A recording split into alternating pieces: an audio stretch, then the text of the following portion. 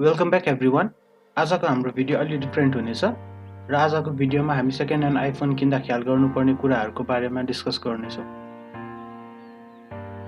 First and foremost हामीले एकदम ख्याल गर्नुपर्ने कुरा हो IMEI नम्बर, जुन हजुरहरूको डिभाइस, सिम ट्रे र बक्समा सेम हुनुपर्छ। आइफोनको केसमा iPhone 6 Plus सम्म IMEI नम्बर हजुरहरूको ब्याकमा प्रिन्ट भएको हुन्छ भने 6S भन्दा अबबको डिभाइसमा सिम ट्रेमा प्रिन्ट गरेको हुन्छ।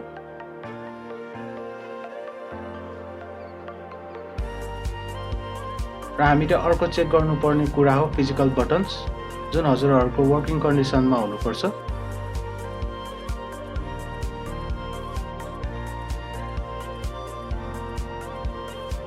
अर्को एकदमै ख्याल गर्नुपर्ने कुरा हो ब्याट्री हेल्थ, र यदि तपाईहरुले लिनुभएको डिभाइसको ब्याट्री हेल्थ 80% भन्दा बिलो छ भने त्यसको ब्याट्री चेन्ज गर्ने बेला भइसकेको हुन्छ।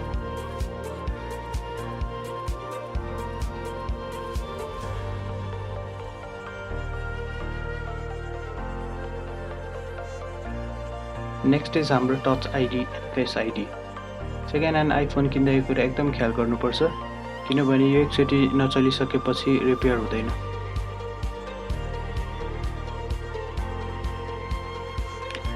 र अर्को कुरा, यदि तपाईहरुले सेकेन्ड ह्यान्ड आइफोन किन्नु लाग्नु भएको छ भने त्यो डिभाइस साइन आउट गराउन लगाउनुस् र फ्याक्ट्री रिसेट गरेर दिनुस् भन्नुपर्छ।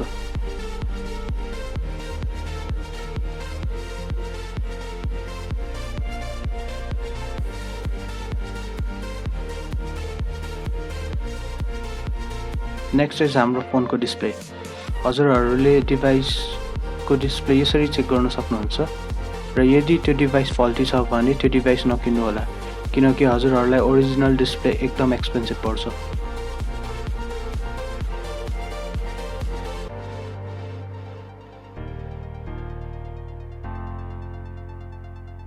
हामीले त्यो डिभाइसमा वाइफाई कनेक्ट गरेर त्यसको स्ट्रेन्थ नै चेक गर्नुपर्छ, किनकि विदाउट द स्ट्रङ कनेक्सन हजुरहरूको इन्टरनेट एकदम स्लो चल्न सक्छ।